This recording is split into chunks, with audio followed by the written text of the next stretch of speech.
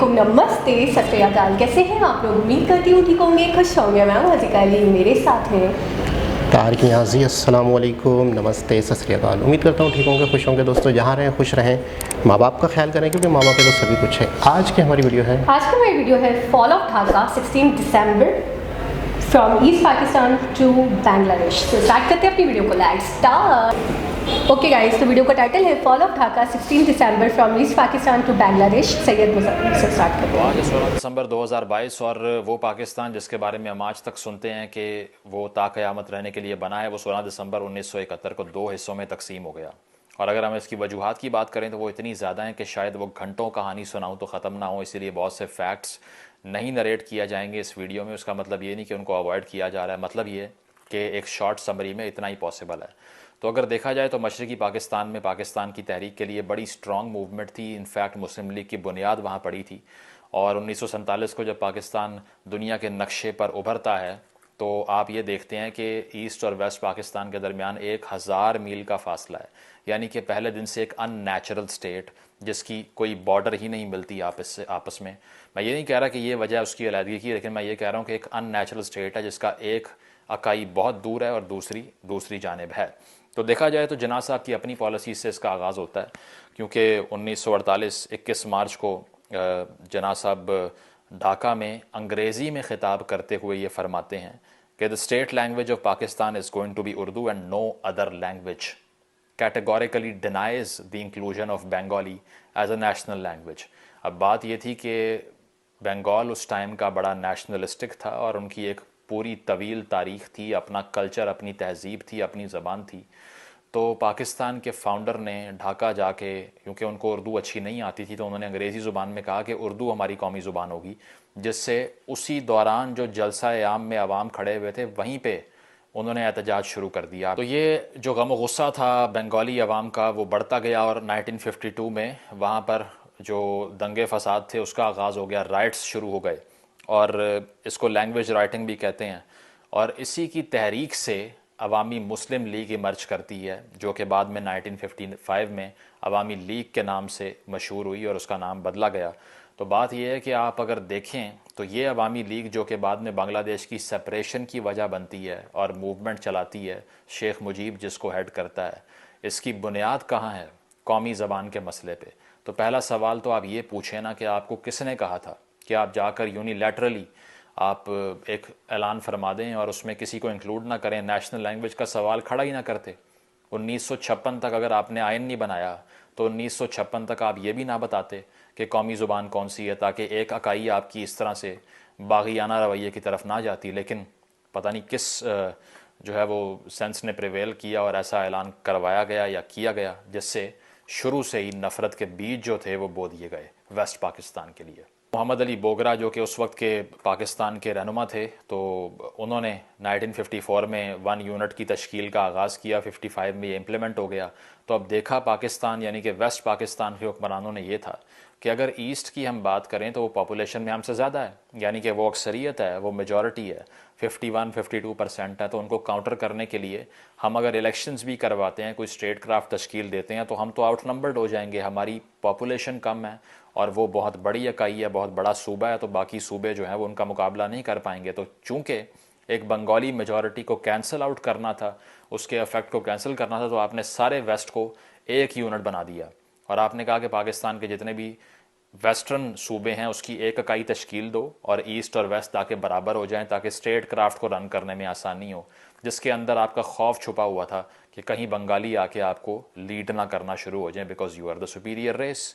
तो 1 यूनिट की पहली गलती 1955 में होती है, जिसके बाद अयूब साहब टेक ओवर करते हैं और सदारती निज़ाम का आगाज़ हो जाता है। और वही सदारती निज़ाम जिसके बाद में 1956 में कोशिश भी होती है कि दोबारा से बंगाली और उर्दू को कौमी ज़ुबान बना दिया जाए, लेकिन उस वक्त तक बहुत देर हो चुकी होती है। तो जो तहरीक है वो चलती रहती है और सदारती निज़ाम के आने के बाद सदर साहब सारी ताकत अपने हाथ में रखते हैं और जो एब्डो कवानीन का अयूब साहब ने इतलाक़ किया, यानी कि इलेक्टिव बॉडीज़ ڈسکوالیفیکیشن آرڈر، اس کے تحت تمام سویلین رہنماؤں کو، جس میں بہت بڑے بڑے نام تھے، شیخ مجیب صاحب کا نام بھی اس میں شامل تھا، ان کو الیکشن سے ہی نااہل کر دیا گیا کہ آپ لڑ ہی نہیں سکتے. تو آپ نے ڈس انفرنچائز کر دیا ایک ایسی قوم کو جو کہ پہلے ہی آپ سے ناراض ہے اور شکایات کے انبار لے کر بیٹھی ہوئی ہے. دوسری حیران کن بات یہ ہے کہ فاطمہ جناح صاحبہ جو کہ بہن تھیں قائد اعظم محمد علی جناح کی، تو وہ جب ایوب خان صاحب کے خلاف الیکشن لڑ رہی تھیں تو ان کے خلاف بھارتی ایجنٹ ہونے کا الزام لگا اور ان کو ڈیمین کیا گیا، بڑے بڑے ذاتی حملے ان کے اوپر کیے گئے. تو اس ٹائم ایسٹ پاکستان میں ان کے لیے سپورٹ زیادہ تھی اور وہاں پر لوگ ان کو سپورٹ کر رہے تھے ایوب کی ڈکٹیٹرشپ کے اگینسٹ. لیکن جب دیکھا یہ گیا کہ وہاں پر انتخابات میں کھلے عام دھاندلی ہوئی ہے اور ایوب صاحب الیکشن جیت گئے، بھٹو صاحب بھی ان کے ساتھ موجود تھے، تو آخری وہ امید تھی جو کہ ایک بنگالیوں کی دم توڑ گئی اور انہیں آئیڈیا ہو گیا کہ یہاں ہماری دال نہیں گلنے والی. پریزیڈنٹ نے ساری پاورز اپنے پاس رکھ لیں اور اتنا امپاور کر دیا اس صدارتی نظام کو، جس کا آج کل بھی بہت سے لوگ ذکر کرتے ہیں کہ ہمیں پریزیڈنشل سسٹم چاہیے. یہ دیا آپ کو پریزیڈنشل سسٹم نے کہ ایک پورا یونٹ آپ سے علیحدہ ہونے کے در پہ ہو گیا.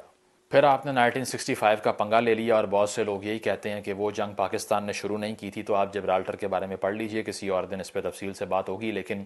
وہ جنگ شروع ہونے کے بعد ایسٹ پاکستان کو ہم نے بتا دیا کہ آپ کی تو ویسے ہی کوئی اوقات نہیں ہے. اس کی وجہ کیا ہے کہ 65 میں ایسٹرن بارڈر خالی پڑا ہوا تھا، وہاں پر ہم نے آرمی ہی ڈپلوائے نہیں کی اور ان کو یہ بتا دیا کہ اگر وہاں پہ انڈین فوج آتی بھی ہے تو ہمیں کوئی مسئلہ نہیں ہے، ویسٹ کو بچاؤ.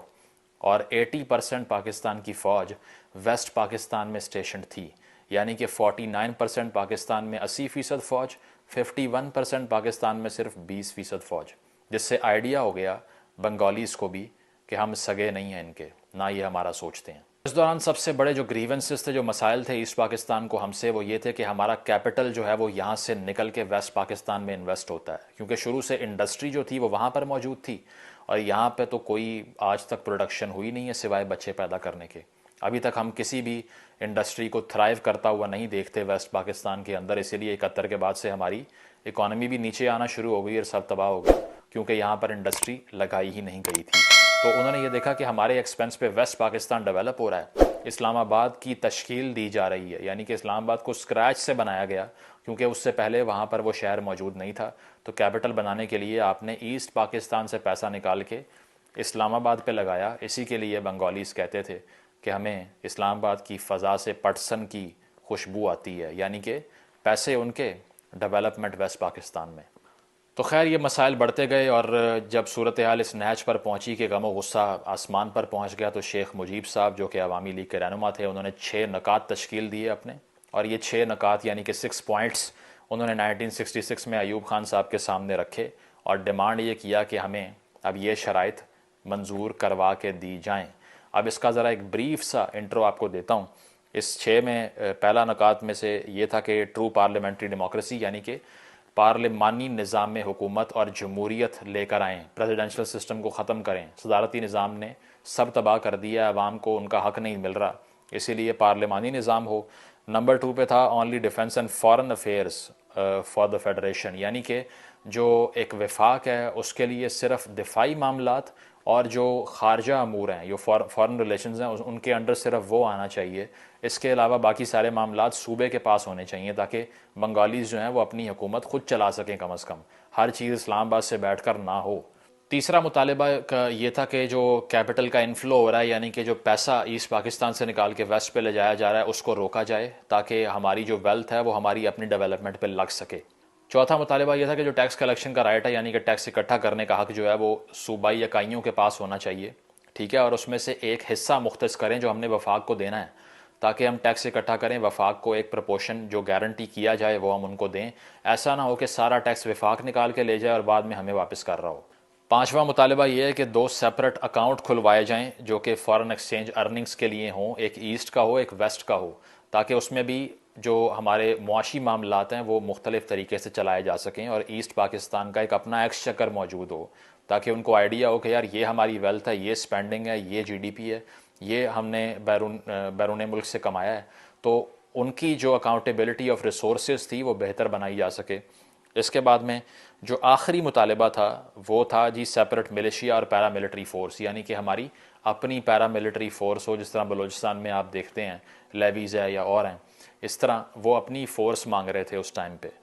تو بات یہ ہے کہ اگر آپ ان 6 مطالبات کی بات کریں تو اس میں سے 4 معاشی مطالبات ہیں, یعنی کہ 4 پیسوں کے بارے میں ہے کہ ہمارے پیسے کم از کم ہم پہ خود پہ لگنے دو. تو اس سے آئیڈیا یہ ہوتا ہے کہ جو ڈسکارڈ تھی وہ معاشی ڈسکارڈ تھی شروع میں, کیونکہ آپ ایکسپلائٹ کر رہے تھے وہاں سے یہاں پہ. تو اس کے خلاف 4 نکات تھے. ایک جمہوریت کے حق میں تھا, اور چھٹا اپنے ڈیفنس کے حق میں تھا, کیونکہ آپ نے 65 وار میں پورا فرنٹ ہی خالی چھوڑ دیا تھا. اگر دیکھا جائے تو یہ تمام نکات کی جو اسپرٹ ہے یہ بالکل ملتی جلتی ہے 18ویں ترمیم سے. اب آپ حساب لگائیں کہ عرصے بعد اسی ویسٹ پاکستان نے اپنی پارلیمنٹ سے 18ویں ترمیم پاس کروائی آج سے چند سال پہلے, اور صوبائی اکائیوں کو امپاور کیا, وفاق کو کمزور کر دیا. تو شیخ مجیب بھی اس ٹائم وہی فرما رہا تھا, وہ بھی تب یہی کہہ رہا تھا, لیکن اس وقت تمام سیاستدانوں نے بشمول بھٹو اور دیگر جو سیاستدان تھے انہوں نے کہا کہ یہ صرف اور صرف غداری اور بھارت سے مل کے بنگلہ دیش کو پاکستان سے علیحدہ کرنے کا, ایسٹ پاکستان کو علیحدہ کرنے کا پلان ہے. اسی لیے یہ 6 نکات بالکل قبول نہیں کیے جائیں گے, اور اب 18ویں ترمیم پاس کر لی ہے. تو یہ 6 نکات لے کے مجیب صاحب واپس جاتے ہیں ڈھاکہ, اور اس کے فوراً بعد ان کے اوپر اگرتلا سازش کا الزام لگ جاتا ہے, یعنی کہ وہ ہندوستان کے شہر اگرتلا پہنچے, یہ الزام لگا, اور کہا گیا کہ وہاں پر انہوں نے ایسٹ پاکستان کی یعنی کہ مشرقی پاکستان کی حکومت کو گرانے کی سازش کی, اور اس پہ ان پہ غداری کا مقدمہ چلا, اور 1968 میں ان کو اس مقدمے کی وجہ سے گرفتار کر لیا گیا, اور اس کے بعد سے وہ جیل میں ہی رہے. اور پھر ایسٹ پاکستان کی ایک موومنٹ جو تھی وہ زور پکڑ گئی, کیونکہ اگر آپ اتنے پاپولر لیڈر کو غداری کی بیس پہ اور ملک سے علیحدگی کا الزام لگا کے اریسٹ کرتے ہیں تو عوام میں جو جنونیت ہوتی ہے وہ بڑھ جاتی ہے. اس دوران شیخ مجیب کی جو پارٹی تھی وہ مطالبہ کرتی رہی کہ 3500 کروڑ روپے ویسٹ پاکستان نے ایسٹ پاکستان کے دینے ہیں, ایکسپلائٹیشن جو کی ہے اس میں اگر بیلنس کریٹ کرنا ہے تو. لیکن پاکستان کا ایسٹیمیٹ بہت چھوٹا تھا, یعنی کہ ویسٹ پاکستان کا, اسی لیے اس پر بھی کوئی بات نہ ہو سکی, اور جو معاشی گریونسز تھیں وہ وہاں کی وہاں رہیں. تو اس کے بعد یہ ہوتا ہے کہ وہ بھٹو صاحب جن کو بڑا اسسٹ کیا, بڑا ہیلپ کیا ایوب خان صاحب نے, فاطمہ جناح صاحبہ کے الیکشن کے اگینسٹ بھی ایوب خان صاحب کا ساتھ دیا بھٹو صاحب نے, اور ان کی کابینہ کا حصہ رہے, وہی ایوب خان صاحب کے خلاف ہو گئے. انہوں نے پیپلز پارٹی بنا لی, اور ویسٹ پاکستان میں بھی بھٹو صاحب کے لیڈرشپ کے اندر ایوب کے خلاف تحریک چلنا شروع ہو گئی, اور ایسٹ میں تو ویسے ہی چل رہی تھی جو کہ عوامی لیگ چلا رہی تھی. دونوں طرف سے ہم نے یہ دیکھا کہ ایوب خان صاحب کی مقبولیت بہت کم ہو گئی, اور ان کی پریزیڈنسی میں کوئی جان باقی نہیں رہی. تو ایوب صاحب بڑھاپے میں پہنچ چکے تھے, اور ان کی پریزیڈنسی کمزور ہو چکی تھی. جلسوں میں نعرے لگ رہے تھے ایوب کتا کے, وہ بھی سنے انہوں نے, اور اس کے بعد انہوں نے فیصلہ کیا کہ میں اپنے منصب کو اب فائنلی چھوڑ دوں مارشل لاء میں 10 سے زیادہ سال انجوائے کرنے کے بعد. تو 1969 یعنی کہ مارچ 1969 میں انہوں نے فیصلہ کیا کہ میں اپنی صدارت سے استعفیٰ دے رہا ہوں, اور کرنا یہ چاہیے تھا کانسٹیٹیوشنلی کہ وہ نیشنل اسمبلی کے اسپیکر کو اقتدار واپس کرتے, تاکہ وہ آگے سے پھر وہ ایک انٹرم گورنمنٹ بناتے اور الیکشن کرواتے. لیکن حیران کن طور پہ انہوں نے آرمی چیف کو اپنا یہ عہدہ جو تھا وہ دے دیا, اور یحییٰ خان صاحب کو آپ حساب لگائیے کہ ٹرانسفر آف پاور ایک ملٹری مین دوسرے ملٹری مین کو کر رہا ہے. تو شاید اس سے پہلے کوئی جمہوری حکومت نے کسی دوسری جمہوری حکومت کو اقتدار نہیں سونپا ہوگا, لیکن ایک فوجی حکومت نے ڈیلیور کر دیا اقتدار ایک اور فوجی حکومت کو. اس کی وجہ یہ بھی ہے کہ نیشنل اسمبلی کا اسپیکر ایک بنگالی تھا. جانے سے پہلے ایوب صاحب اپنا ہی آئین معطل کر کے چلے گئے, کیونکہ ان کو معلوم تھا کہ اس میں صدارت کی جو کرسی ہے اس میں بہت زیادہ طاقتیں ہیں. تو اگر کوئی بنگالی صدر بن گیا اس آئین کے تحت تو پھر تو ویسٹ پاکستان کی نہیں چل سکے گی. تو اسی لیے اپنے کانسٹیٹیوشن کو ہی پھاڑ کے چلے جاؤ, اور یہ وہ کر کے گئے. تو اس وقت تک ہم نے دیکھا کہ جو 1 یونٹ اسکیم تھی اس کے تحت پاکستان گورن ہوتا رہا, لیکن 1970 میں آ کے یحییٰ خان صاحب نے 1 یونٹ ختم کیا, LFO لے کر آئے اپنا, اور اس کے بعد انتخابات کی بات کا آغاز ہونا شروع ہوا. تو اب صورتحال یہ تھی کہ بھٹو صاحب کے پاس اس طرف اکثریت تھی اور اس طرف شیخ مجیب کے پاس اکثریت تھی, اور بھٹو صاحب کے پاس تو ایسٹ پاکستان میں کوئی امیدوار بھی نہیں تھا کھڑا کرنے کے لیے, نہ کیا انہوں نے. مجیب نے پھر ویسٹ پاکستان میں کچھ امیدوار کھڑے کیے تھے. تو 1970 میں یہ الیکشن ہوتا ہے, اور اس الیکشن کے اندر دھاندلی کی کوشش بھی ہوتی ہے, اور کئی جگہوں پہ irregularities بھی ہیں. بہت سے لوگوں میں عوام میں تاثر یہ ہے کہ بالکل شفاف تھے, نہیں بالکل شفاف نہیں تھے. پاکستان کے پہلے ایسے انتخابات تھے جو شاید تھوڑے سے انڈسپیوٹڈ رہے ہوں, لیکن دھاندلی کی سازش تب بھی کی جا رہی تھی جو کہ کارگر ثابت نہیں ہوئی. وہ کس نے کی وہ آپ کو اینڈ پہ بتائیں گے. لیکن ہوا اس طرح سے کہ شیخ مجیب نے تو ایسٹ پاکستان میں بالکل ہی سویپ کر دیا نا، کوئی سیٹ چھوڑی ہی نہیں سوائے 1-2 کے۔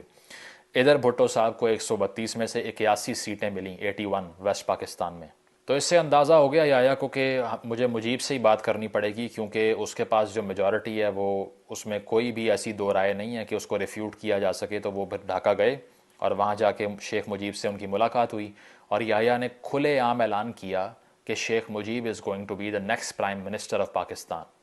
پاکستان کا اگلا وزیر اعظم شیخ مجیب بنے گا۔ لیکن اس دوران بھٹو صاحب نے بھی کوئی مینڈیٹ جو ہے وہ اس کو ماننے سے انکار کیا، اور ملاقاتیں ہوتی رہیں لیکن کوئی کنسنسس ڈیولپ نہیں ہو سکا، اور بھٹو صاحب ڈھاکہ میں ہی موجود تھے، اور وہ شام کو وہاں سے نکلے اور رات کو وہاں پہ آپریشن کا آغاز ہو گیا، کیونکہ اس سے پہلے لیفٹیننٹ جنرل ٹکا خان صاحب کو بھیج دیا گیا تھا ایسٹرن کمانڈ کو ہیڈ کرنے کے لیے، اور پاکستان کی جو حکومت تھی یحییٰ خان صاحب کی سربراہی میں، وہ یہ پلان کر چکی تھی کہ دکھانی کھبی ہے اور مارنی سجی ہے، یعنی کہ سامنے آ کر آپ نے اگلے پرائم منسٹر کا اعلان تو کروا دیا، لیکن ساتھ ساتھ آپریشن بھی پلان کیا ہوا ہے جو کہ پیچھے سے شروع ہو چکا ہے۔ اس کے بعد اس خونی آپریشن کا آغاز ہوتا ہے، جس کے بعد آپ کہہ سکتے ہیں کہ پھر مشرقی پاکستان کا علیحدہ ہونا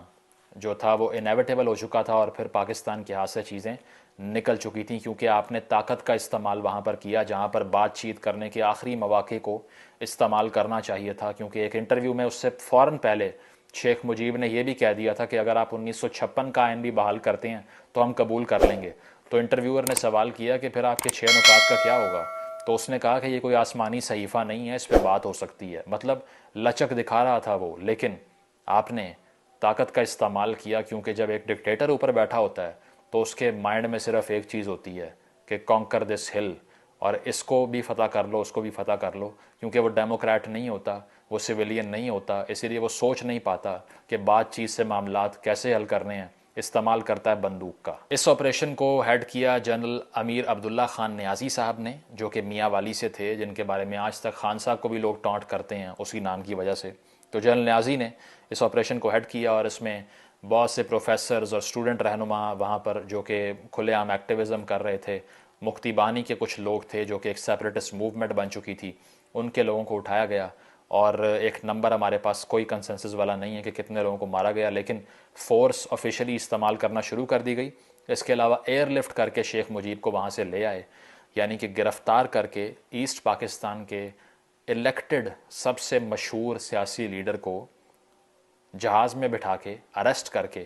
ویسٹ پاکستان لے آئے۔ تو اس کے بعد جو ہے وہ ٹوٹل ایک وار کی سچویشن بن گئی، اور اس میں بہت سے ایسے بعد میں رپورٹس بھی آتی ہیں جس میں سویلینز کے خلاف فورس کا استعمال ہوا، اور میڈیا کے اوپر اس وقت تک کوئی رپورٹنگ نہیں ہو رہی۔ پاکستان میں جو پی ٹی وی ہے یا دیگر جو ریڈیو پاکستان ہے یا دیگر نشریات ہیں، اس میں کچھ نہیں بتایا جا رہا کہ وہاں پر کیا ہو رہا ہے، صرف یہ بتا رہے ہیں کہ وہاں پر صورتحال کنٹرول کرنے کے لیے حکومت پاکستان نے اپنا ایک آپریشن شروع کر دیا ہے، جس میں امن اور بحالی امن کے لیے کاوش کی جا رہی ہے، جو کہ آج تک ہوتا ہے کہ اصل خبر میڈیا سے غائب ہوتی ہے۔ تو اس دوران دیکھا یہ جاتا ہے کہ اندرا گاندھی صاحبہ جو کہ اس وقت ہندوستان کی وزیر اعظم تھیں، ان سے مفتی بانی کے لوگ بیٹھ کر بات کرنا شروع کر دیتے ہیں، اور کچھ لیڈران بھی اس پاکستان کے، کیونکہ وہ ایسے نہج پہ بات پہنچ چکی ہے کہ یہاں پر کوئی نیگوسیشن نہیں ہو سکتی۔ تو آبویسلی جب بھی لڑائی ہوتی ہے تو آپ کا جو دشمن ہوتا ہے اس کو اگلے دوست بناتے ہیں، اور یہ بالکل نیچرل ہے، کیونکہ دنیا کا ہر ملک یہی کرتا ہے کہ جب ایک ملک کے خلاف لڑائی ہو رہی ہو تو اس کے دشمنوں کے قریب چلے جاتے ہیں، کیونکہ اسی کو فارن پالیسی مینوور کہتے ہیں۔ تو اندرا گاندھی صاحبہ نے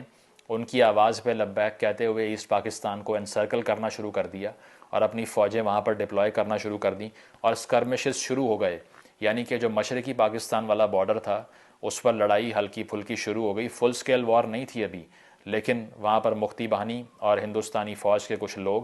ان کی اور پاکستان کی جو جنگی صورتحال تھی اس کا آغاز ہو چکا تھا۔ اب بات یہ تھی کہ ایک طرف مفتی بانی اور ہندوستانی فوج کا گٹھ جوڑ ہو چکا تھا، اور دوسری طرف پاکستان کی فوج تھی جس کے پاس وہاں پر نہ کوئی نیول سپورٹ تھی اور نہ ایئر سپورٹ تھی۔ سب سے بڑی بات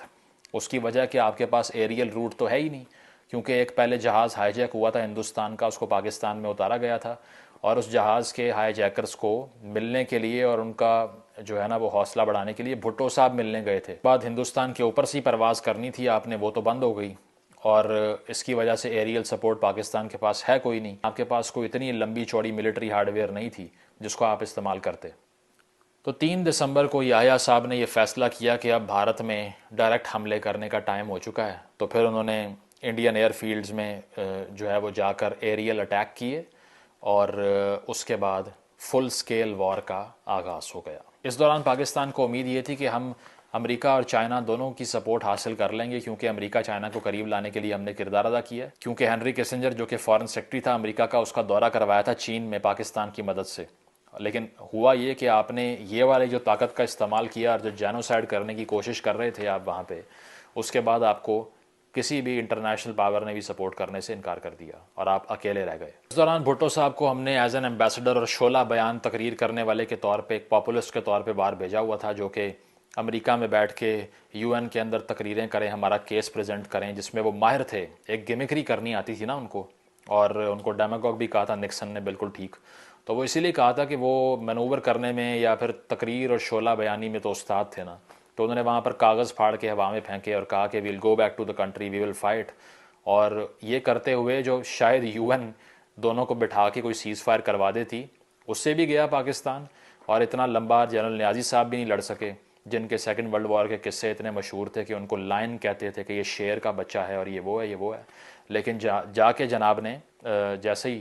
بات کی ہندوستانی فوج نے کہ اگر آپ سرنڈر کرتے ہیں تو آپ کو مکتی بانی کے حوالے نہیں کریں گے، جناب نے فوراً بندوق لے کے اپنی لیفٹیننٹ جنرل جگجیت سنگھ اروڑا کے قدموں میں رکھ دی۔ تو جنرل نیازی کے پاس اس وقت بھی تقریباً 2 سے 3 ہفتے کی فائٹنگ کیپیبلٹی موجود تھی، جس میں یہ امید تھی کہ شاید اس دوران کوئی انٹرنیشنل میڈیشن ہو جائے اور سیز فائر ہو جاتا، لیکن جنرل نیازی نے 2 منٹ نہیں لگائے اور سرنڈر کر دیا وہاں پہ، اور ایون کہ جنرل جگجیت سنگھ جو تھے ان کو انہوں نے وہاں پر گارڈ آف آنر بھی دے دیا۔ تو اس کے بعد بنگلہ دیش کا قیام عمل میں آ گیا، اور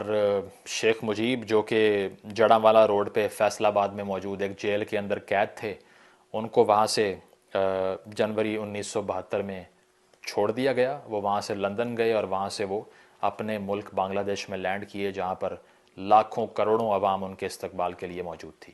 تو اس دوران بھٹو صاحب کو بھی کہا گیا کہ بڑی تقاریر آپ نے کر لی ہیں، بڑی فلمیں چلا لی ہیں، اب آپ واپس آ جائیں۔ تو یو این سے بھٹو صاحب واپس آ گئے اور پاکستان کے پہلے civilian chief martial law administrator CMLA بن گئے۔ تاریخ رقم کر دی بھٹو صاحب نے۔ تو اس کے بعد میں بھٹو صاحب نے ایز اے پرائم منسٹر حلف اٹھایا، اور الیکشن کی بیسس پہ تو وہ نہیں تھا، لیکن پھر بھی کوئی کنسنسس نہیں تھا ایسا کہ کوئی اور ان کے خلاف ہو سکتا ہے، اسی لیے وہ پاکستان کے وزیر اعظم بن گئے۔ اس دوران 90,000 پاکستانی قیدی ہندوستان کی جیلوں میں پڑے ہوئے تھے، جس میں فوج کے ساتھ ساتھ سویلین لوگ بھی تھے، اور ان میں فوجی کتنے تھے اس کا ایکچول نمبر تو نہیں ہے، لیکن تقریباً ٹوٹل 90,000 لوگ قید تھے ہندوستانی جیلوں کے اندر، جو کہ بعد میں شملہ اگریمنٹ سے بھٹو صاحب نے 1972 کے وسط میں وہاں سے رہا کروا لیے، جو کہ بڑی کامیابی تھی۔ تو بہت سے فوجیوں کو پاکستان واپس لانے میں کردار تھا بھٹو صاحب کا، اور یہ وہی بھٹو صاحب ہیں جن کو اس 1972 کے 5 سال بعد ضیاء صاحب نے مارشل لا لگا کے لٹکا دیا۔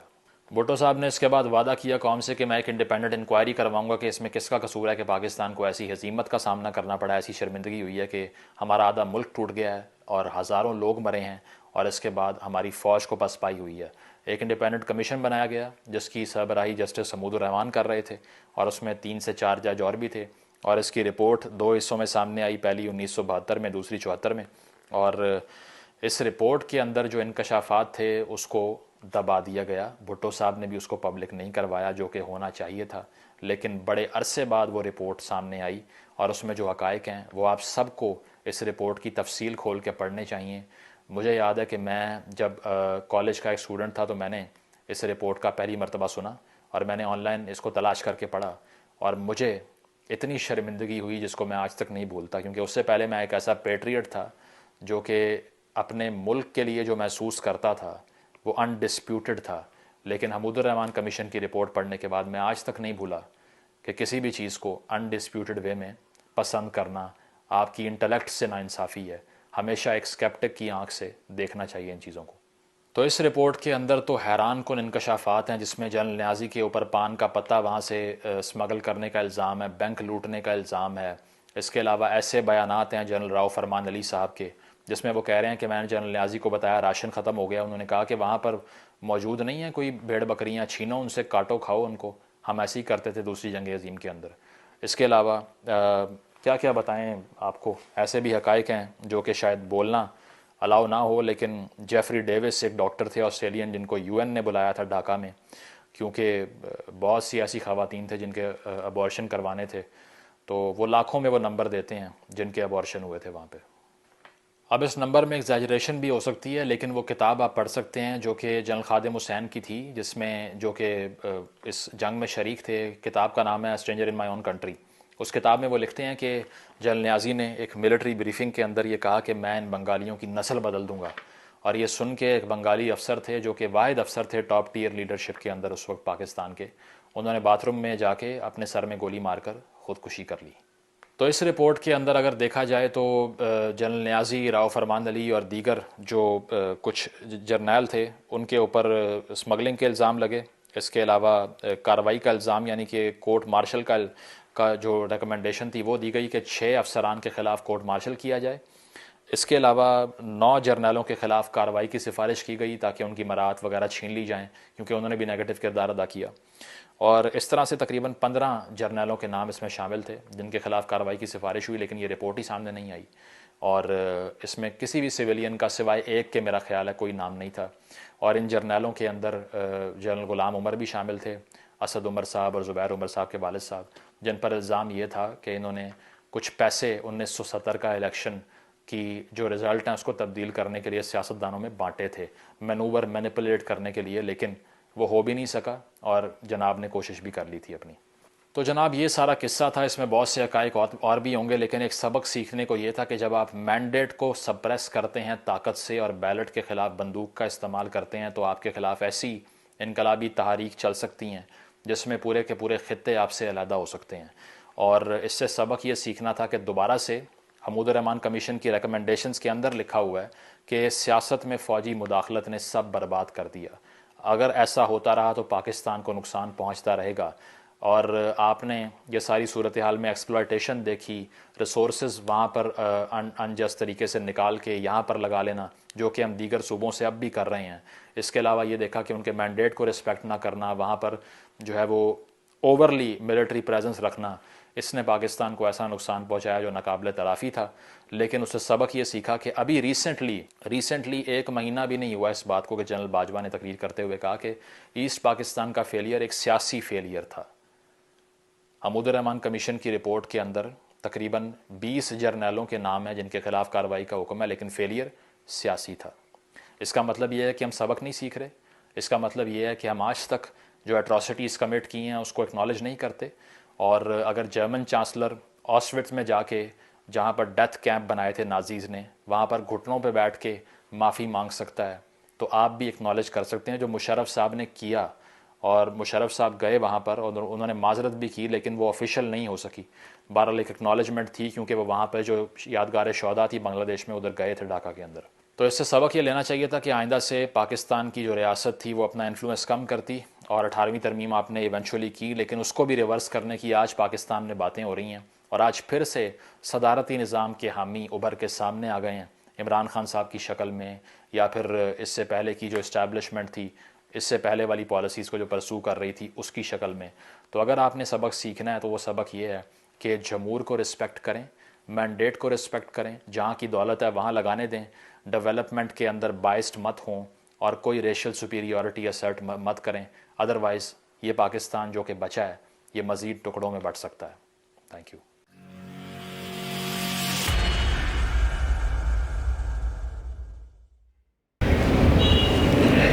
جی جناب، اس سے پہلے ایک بہت ہی زیادہ ڈیٹیل ویڈیو تھی 71 کی وار کے حوالے سے، ابھی ہم نے ریسنٹلی دیکھی تھی،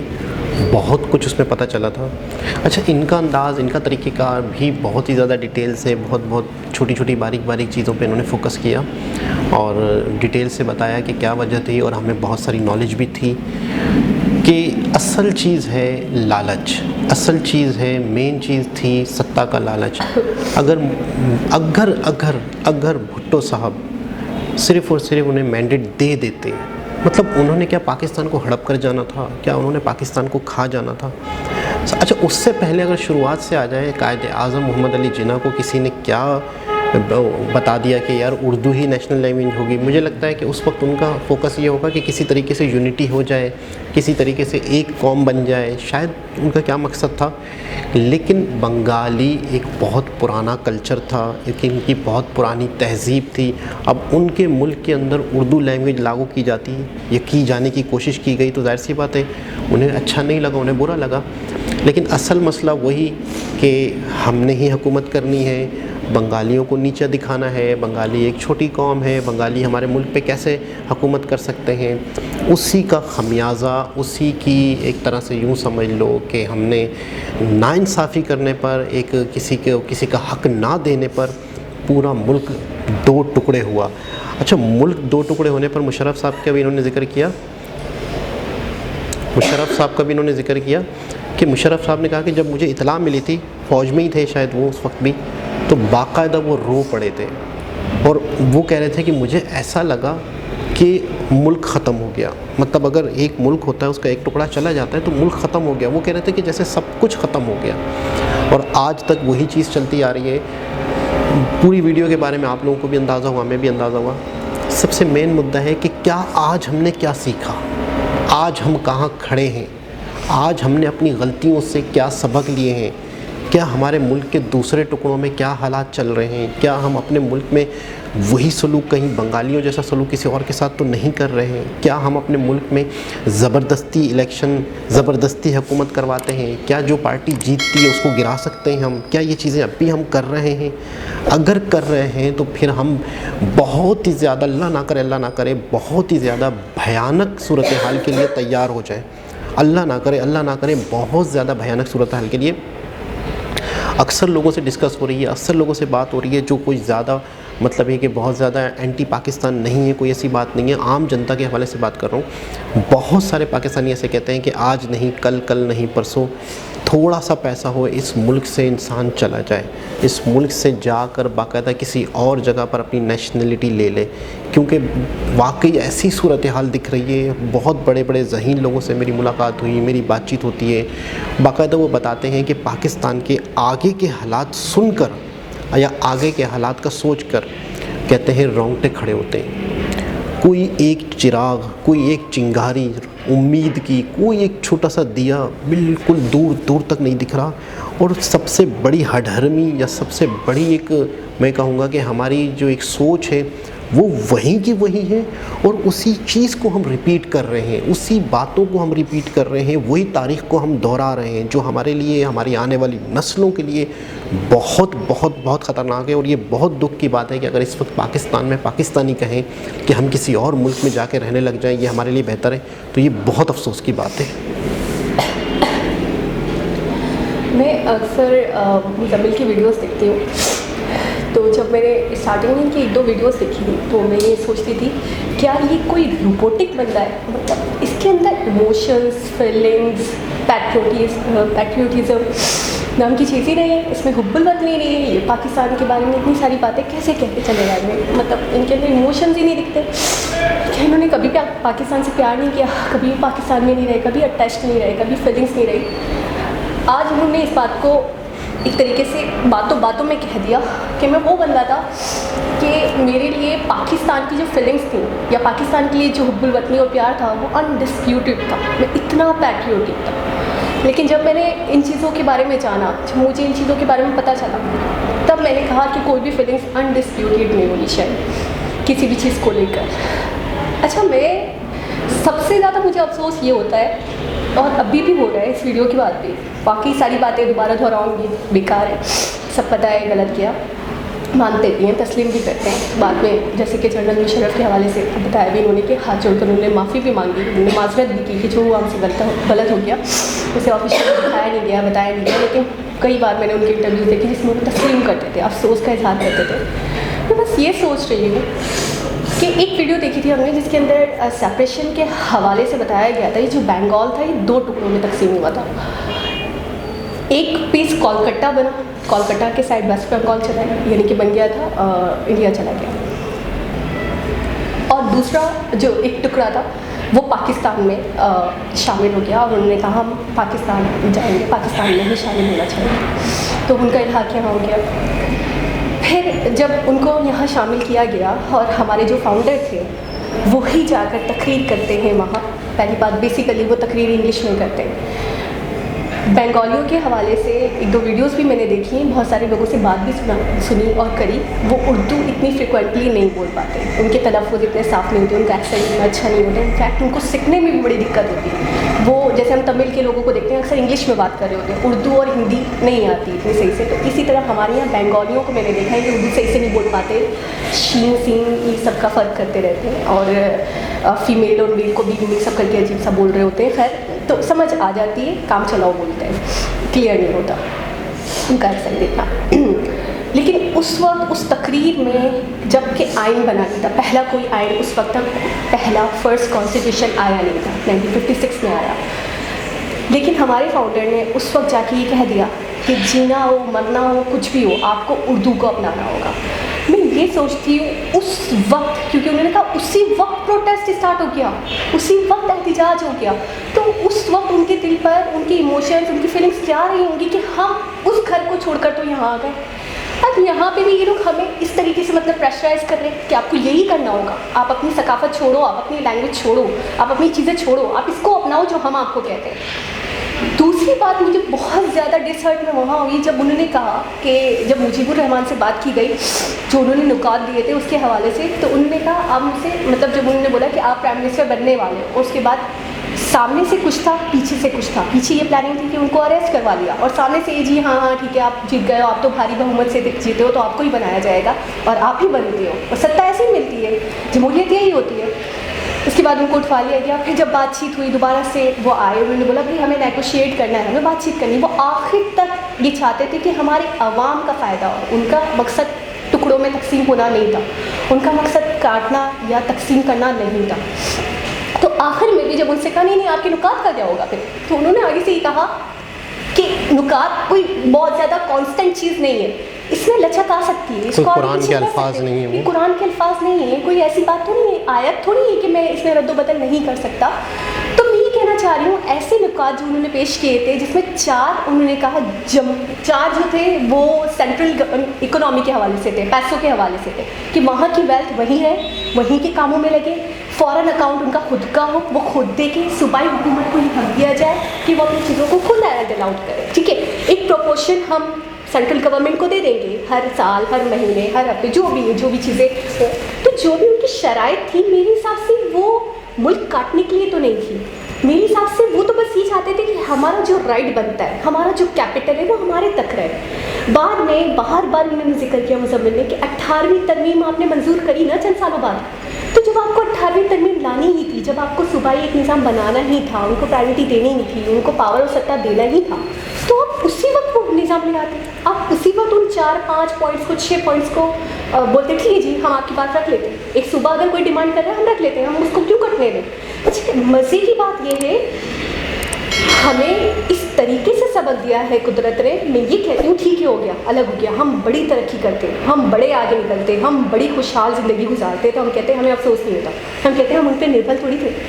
بار بار 365 ویڈیوز میں نے دیکھ لیا, ساری انڈسٹریز وہاں تھی, سارا پیسہ وہاں سے آتا تھا, سب تو وہ کماتے تھے, ساری محنت تو وہ کرتے تھے, ہم تو بس کھاتے تھے. اچھا چاول ہم کھاتے تھے, ان کو جانوروں والی غذا دیتے تھے. جب سے ان سے الگ ہوئے ہماری اکنامی ڈوب رہی ہے, تباہ و برباد ہو رہی ہے, ہماری جی ڈی پی گر رہی ہے, دن بہ دن گر رہی ہے. تو آپ کو کم از کم اس چیز کو ہی مد نظر رکھ کر کہ یار وہ کماتے ہم کھاتے ہیں, ان کے 4-5 پوائنٹس مان لیتے. دوسری بات یہ بھید بھاؤ کی اس حد تک گئے آپ لوگ کہ 80% آدمی آپ نے یہاں رکھی 1965 کی وار میں, اور 20% وہاں رکھی, یعنی کہ وہ مرے یا جیے آپ کو اس سے کوئی فرق نہیں پڑتا. کیا وہ آپ کے لیے کوئی مشین تھے, کیا وہ آپ کے لیے کیا تھے, جانور تھے کوئی, کہ وہ ان کی جانوں سے آپ کو کوئی فرق نہیں پڑتا, ان کے پروٹیکشن سے, ان کی سیکیورٹی سے, ان کے مال سے, ان کی غذا سے, ان کے رائٹس سے آپ کو کوئی فرق نہیں پڑتا تھا. جب آپ کسی کے ساتھ ایسا سلوک کرو گے, گھر میں رہ کر, ایک روم میں رہ کر بھی آپ, میں اگلے بندے کے ساتھ ایسا سلوک کروں گی, وہ پہلی فرصت میں کہے گا میں تمہارے ساتھ نہیں رہوں گا, تمہارا بیہیویئر دیکھا ہے, تم کیسے کرتی ہو میرے ساتھ. تو یہ تو پورا صوبہ تھا.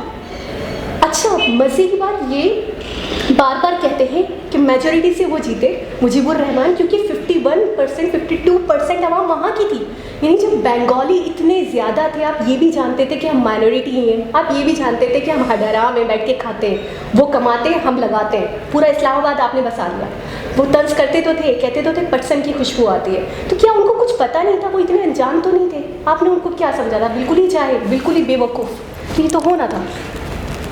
جو بھی پرانی باتیں ہوتی ہیں, جو بھی پرانی چیزیں ہیں, وہ جو گزر چکی ہوتی ہیں, اس کی کیلکولیشن نکالنی چاہیے, اس کو ایک طرح سے ڈیٹیل اس کی دیکھنی چاہیے کہ کہاں پر ہماری غلطیاں تھیں. آگے کا دیکھنا چاہیے, آگے بھی اگر وہی چیز ہو رہی ہے تو یہ خطرناک چیز ہے. جو ہو گیا تو سو ہو گیا, لیکن انسان کی جو غلط فہمیاں ہیں, جو مس انڈرسٹینڈنگ ہے, جو آج بلوچستان کے حوالے سے ہم الٹا سیدھا سن رہے ہیں, آج دوسرے لوگوں کے حوالے سے ہم الٹا سیدھا سن رہے ہیں, یہ چیزیں نہ ہوں. جو آپ کے ملک کے دو لوگ ہیں ان کو اپنے سینے سے لگائیں, باقاعدہ وہاں پہ جو ترقیاتی کام ہو سکتے ہیں باقاعدہ وہاں پر وہ چیزیں کریں. کہیں پہ بھی کسی کو موقع ہی کیوں نہ ملے. اچھا, میں نے ایک چیز نوٹس کی ہے, میں آپ کو بتاتی ہوں. یہ بے وقوفی ہے, یہ بات سراسر نہ ماننے والی ہے. یہ تو چلے پولیٹیکل لیول پر تھا جو تھا, یہ تو چلے گورنمنٹ کے ہاتھوں جو ہوا وہ ہوا, کٹ گیا. یہاں کوئی انڈیویجول اپنی غلطی ماننے کو تیار نہیں ہے, تو وہ تو پھر بھی بہت اپنے آپ کو خدا بنے, نعوذ باللہ خدا بنے بیٹھے ہیں. وہ کیسے تسلیم کریں گے کہ ہاں ہم سے غلطی ہوئی؟ وہ کیسے اس چیز پر غور و فکر کریں گے؟ جیسے کہ مزمل نے بھی کہا کہ وہ تو ابھی بھی جھٹلا رہے ہیں, وہ تو ابھی بھی کہہ رہے ہیں کچھ غلط نہیں ہوا, وہ تو ابھی بھی کہہ رہے ہیں ہمارے پر صحیح تھے. جب انسان اپنی غلطی کا احساس نہیں کرتا تو آنے والا وقت اس کا اور خطرناک ہوتا ہے, اور زیادہ نقصان اٹھائے گا اگر انسان فیل کر جائے. لیکن وہ غلطیاں بھی وہ غلطیاں تھیں جو لالچ تھی. وہ غلطیاں انہوں نے کیا کی تھیں؟ سطح کی لالچ, کہ ہمیں یہ کرسی چاہیے, ہم نے پورے ملک میں حکومت کرنی ہے, ہم نے کھانا ہے, اور آج تک یہی ہوتا آ رہا ہے. تو ایک بہت ڈیٹیل ویڈیو, بہت زبردست ویڈیو, اور واقعی مجھے اس وقت فیل ہو رہا ہے کہ یار اچھا, اس وقت شرمندگی کے ساتھ ساتھ ایک خوشی فیل اس لیے ہو رہی ہے کہ آج وہ ہم سے بہتر ہے. شرمندگی اپنی جگہ کہ یار پاکستان نے ان کے ساتھ کیا کیا, اس وجہ سے ایز اے پاکستانی مجھے فیل ہو رہا ہے کہ یار کتنا ظلم سہا ہوگا انہوں نے. ان کی جو بھی ویڈیو دیکھتی ہوں مجھے تو ایسا لگتا ہے بھر کے جوتے پڑ رہے ہیں, بالکل بھگو کے جوتے. کہ شرمندگی کے ایک ایٹیٹیوڈ ایسا ہے ویڈیو میں بات کرنے کا کہ آپ کہاں غلط تھے نا, یہ فوراً آپ کو بتا دیتے ہیں یہاں غلط ہے, آپ نے یہاں غلطی کری. جس طریقے سے یہ باتوں کے مطلب جملے جوڑتے ہیں, ایسا تھا جیسے ذوالفقار علی بھٹو کے حوالے سے وہ کہہ رہے تھے کہ ان کو تو بس سطح کی پڑی تھی, ان کو تو بس وہ شعلے بازی کی پڑی تھی. یہ ہے کہ واقعی آج بنگلہ دیش بہت بہتر ہے, اور یہ ہر پاکستانی 10 سال کا 8 سال کا بچہ جانتا ہے. احساس ہوتا جا رہا ہے لوگوں کو, الگ ہونے کے بعد انہوں نے ترقی کی ہے, یہ دنیا کو پتہ ہے, اور یہ ہمارے لیے بہت بڑی شرمندگی کی بات ہے. انہوں نے ہمیں ترقی کر کے احساس دلایا کہ دیکھ لو تم کون ہو اور ہم کون ہیں, اور یہ پاکستان کے لیے بہت بڑا تماشا بھی ہے ایک طرح سے. تو ایک بہت زبردست, بہت ڈیٹیل ویڈیو تھی. دوبارہ کسی اور حساب سے ملاقات ہوگی, جب تک کے لیے اللہ حافظ.